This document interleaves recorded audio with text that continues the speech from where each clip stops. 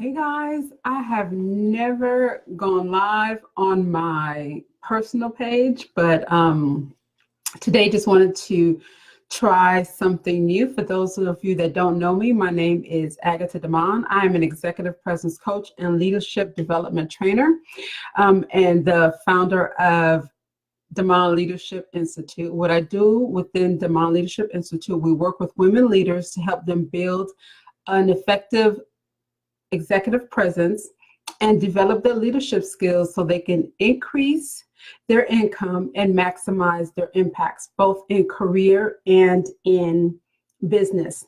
So today I just wanted to briefly jump on. Hey, Carol, thanks for joining. I just wanted to briefly come on and talk to you about the new book I have, not just the new book that I have coming out as part of a book anthology with Sade Why I Do, but because of the title and the subject of my book. The book is actually Journey to Greatness, and you can find more information on that on journeytogreatnessbook.com. And my chapter is entitled, hey guys, thanks for joining. My chapter is entitled Breakthrough Clinical Depression on the Journey to Greatness. So I just wanted to take 5 or 10 minutes and just to talk about my experience with clinical depression and the points that I share in the book that can help another individuals that's suffering in silence, or that's suffering and just need guidance on what the next steps could be. As a woman in leadership, both in corporate and in ministry, this is near and dear to my heart, not only because I suffered with the clinical depression or am suffering with it, but also because I see the need for fellow leaders to make a space available for those that are following them to help them along the way. So if you can just listen along, I appreciate it. And you can post your comments or questions in the post area, and also share this if you feel there's anyone on your timeline that could benefit from this. Again, my business right now, what I do is I work with fellow women leaders to help them establish their executive presence so they can gain a foothold, gain hold of their career path, and just go to that next level in their careers, right? So they can take care of their families. And I do that with training on executive presence. But what I realized last year in 2018, as I spent my whole career climbing the corporate ladder, spent most of my life being a ministry leader, I had a secret. I had a secret that even my brothers that were closer to me didn't know. I had a secret that I would even say even my husband didn't know. And that secret was that I was suffering with depression, that I was suffering with clinical depression. And I'll give you a little bit about that history. And I'm going to try to do this without crying because I go straight to the ugly cry.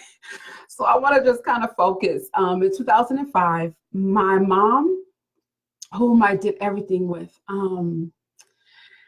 passed away. She passed away suddenly from a brain aneurysm. And I go in depth about that experience and how that came about in the book, Journey to Greatness. But in 2005, I was single. I was in Atlanta and mommy was in Miami when I got the call from my brother that she passed. Well, my brother called me that she was in the hospital. So I made my way to Miami, and I don't know if it was even a week. I came back to Atlanta and mommy had passed away. In the middle of all this, I had to help support my nieces and nephews. That's their grandma, that's their heart, right? And those of you, because I'm on my personal page, if you guys know my mom, you know my niece and nephews, you know how like we were her babies, but by the time she had grandkids, you know, they were everything to her. So I found myself supporting my nieces and nephews, trying to support my brothers and trying to maintain and keep it together after my mom passed. But as the weeks and the months went on, I couldn't recover. I couldn't stop crying. I couldn't function. And I'm a manager at this point, right? I have a team of people that report to me. I was heading to work crying, heading back home to crying, right? And one of my lowest points is when the suicidal thoughts started to happen. This is months, and no one knew that I was struggling, right? And I shared this in the book, so I don't want to go into it because I won't be able to focus. My suicide attempt and my breakthrough from that experience gave me a new lease on life, gave me the energy to move forward, right? So if you're a leader and you're expecting and you're thinking, well, I've never dealt with this. You know, people have their parents pass away all the time. So when you're looking at someone that's going through a hard time, going through a hurt, you might think, well, they'll get over it or they'll process. They just need more time. Time is not what it takes. So I just want to share 2 points with you. If you're a leader, you have people in your family or friends that are struggling with this, I want to give you 2 things as a leader that we can help understand when someone's dealing with clinical depression. Breakthrough principle number 1, depression does not discriminate. It didn't matter that I was in ministry. It didn't matter that I was on my way to 6 figures in corporate America. It didn't matter that I had a loving family. I was still struggling with clinical depression. So if you're leading a team in ministry in corporate America and you're looking at your leaders that they have everything together, even our children, straight A's, right? And you're thinking, well, she seems happy. She's in cheer or he's in football. He couldn't be, and you don't have that conversation. That's where sometimes we miss it. Depression does not discriminate. And it's not your fault because you provide a loving household. You have loving interaction with your children. You're thinking that should be enough. Take that time and have that conversation. Ask them how they're doing, how they're processing that loss. And as parents, as leaders, listen. Listen to the response that you get. Mommy, I don't know what to do. That's your key to say how you can help them. Well, let's talk it through. Let's check in. You can also go on a website like NAMI.org, NAMI.com, and get information on a parent that if you see your child going through that process, how you can reach them. Ask for help. Don't say my child will never deal with this or my spouse will never deal with this. Another thing, as leaders, you have to have I would suggest you have an open space in your congregation, in your workplace, where it's prominently shared where people could go for help.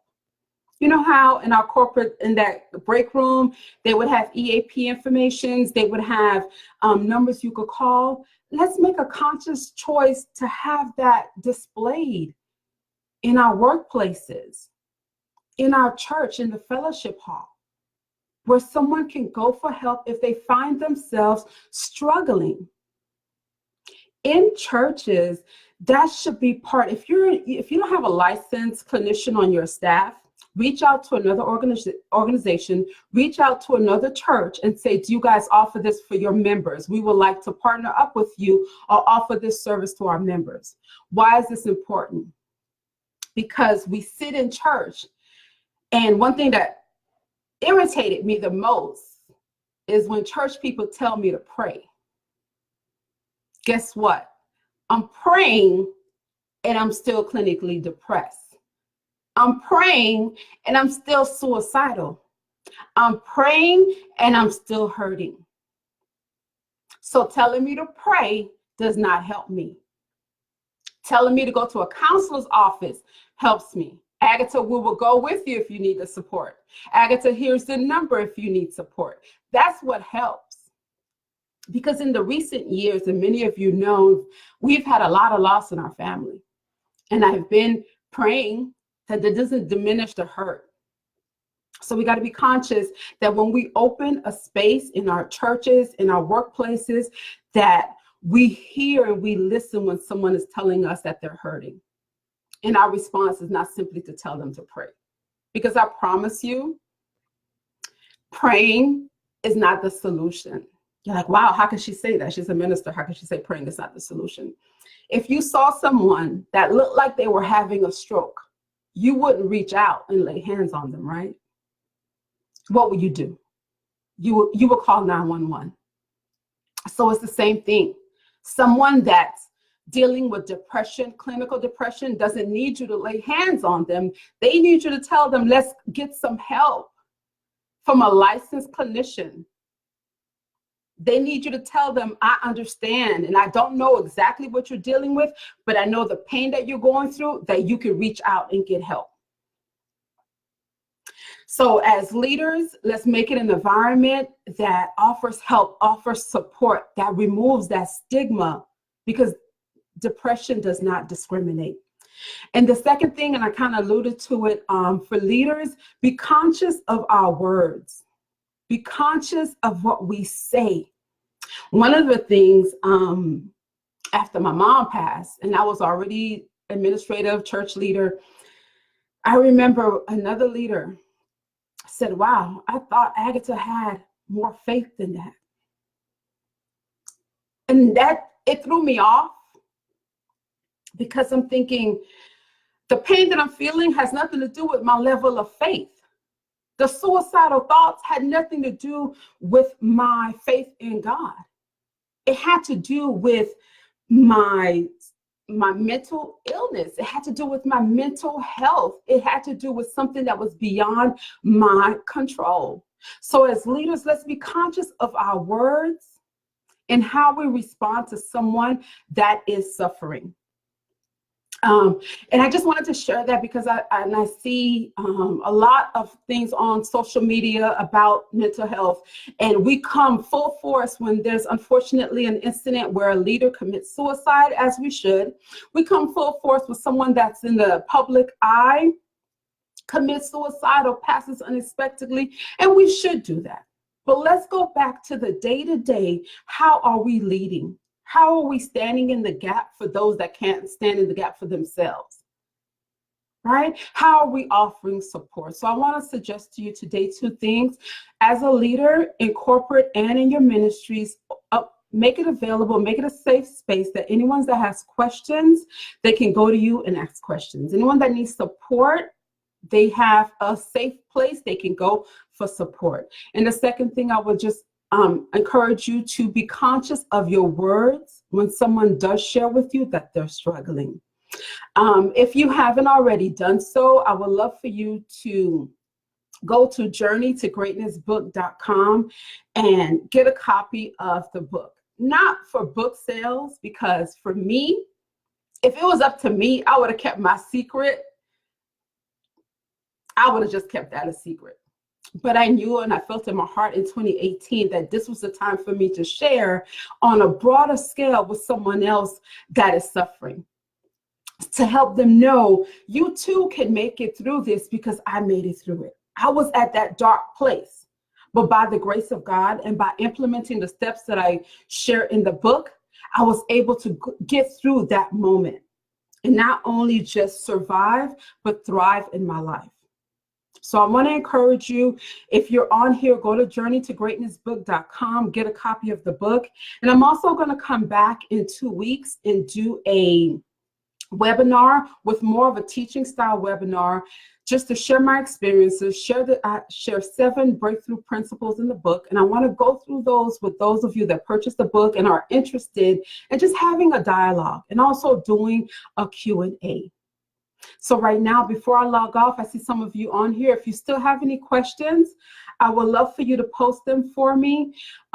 If you have anybody on your timeline that you know can benefit from this, and you never know who's suffering, and you never know where they are on their path, where they are on their journey. So reach out to those closest to you and let them know that you're here to support them. And if you don't know how to do it, you'll give them an added resource. So I'll pause right now. If you guys have any questions, I don't know if you could post them in the chat. I would love to stay connected to you. Again, I'll do my best to come back on and share more on the 7 principles that I share in the book, Journey to Greatness, Breaking Through Clinical Depression. Because I know we love one another. We're here as a community and we want to support each other. So I want to go ahead and do my part and support you and your loved ones as well. So guys, thank you so much for joining. Hopefully this information benefit you. Go to journeytogreatnessbook.com. Go ahead and feel free to share this post and comment below, and I'll go back and watch it. Enjoy your rest of your day and be blessed.